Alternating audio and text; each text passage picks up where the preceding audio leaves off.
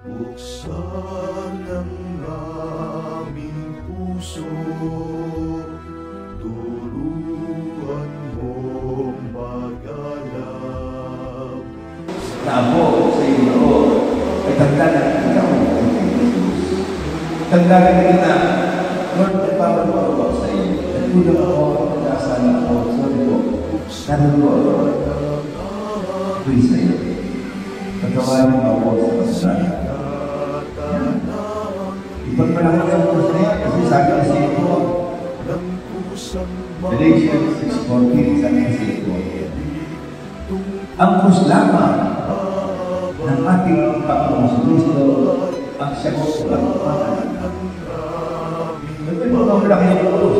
Dahil sa tutas namin natin, yan tayo ulit mas